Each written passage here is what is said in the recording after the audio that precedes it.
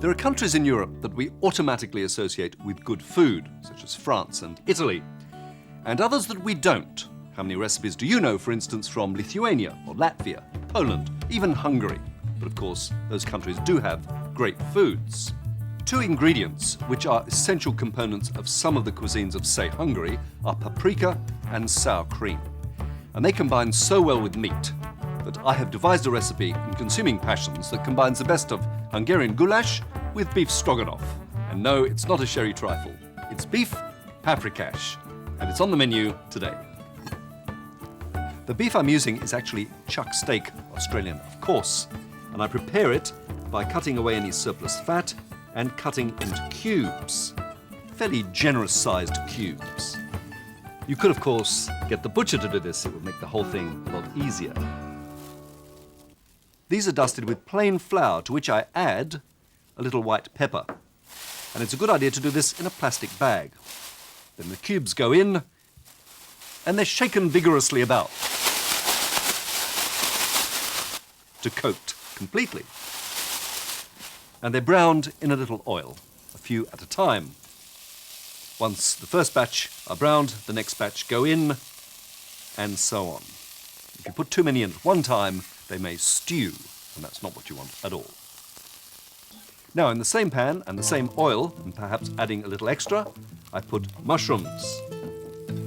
Button mushrooms are terrific in this dish, and they should be briskly cooked to avoid stewing them as well. Then they're removed to join the meat. Now, in the same pan and adding a little more oil, I put some onion, plenty of onion, and really brown it quite well. When I'm satisfied, and I am, I add the paprika. This is, of course, ground dried paprika. It's Hungary's most popular spice, and it's actually made by grinding the dried fruits of a member of the capsicum family. This one. Apparently, Hungarian paprika comes in 5 grades, from rose colour to dark red. And here's a surprise, the darkest one is the mildest, and the lightest is the most pungent. Well, I thought it was a surprise. Next in goes some mustard, a Dijon-style mustard, a teaspoon or so, a teaspoon of sugar, and then I put in some stock. You could use veal, chicken, or vegetable stock, rather than the stronger flavoured beef stock. And a couple of tablespoons of sour cream. And this is all well blended together. Beautiful. Now the meat and the mushrooms are stirred through, and the dish is allowed to simmer, lid on, for about an hour and a half, so that the meat becomes beautifully tender. Now I like to serve this dish with plenty of mashed potatoes and cabbage. And although cabbage is regarded generally as a second-rate vegetable, cooked this way it is absolutely fantastic.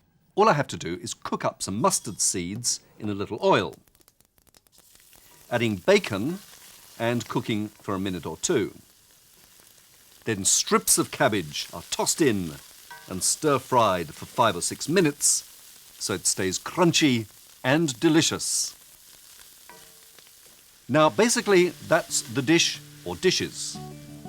Time to serve, and onto a warmed plate goes a mountain of mash, some of that crispy, crunchy cabbage with its mustard seeds and bacon, and then the beef paprikash with its creamy sauce and its paprika aromas. Beautiful. Degree of difficulty low for each of them. Keepability, well, the paprikash keeps well for 2 or 3 days in the refrigerator, but the cabbage is best eaten immediately. Preparation time, about 40 minutes, all up, plus cooking time. Beautiful, I hope you agree. And to complement this fine combination of foods, I think a soft young red, such as a Cabernet Sauvignon Merlot blend, would be bliss. From Consuming Passions, till next time, bon appetit.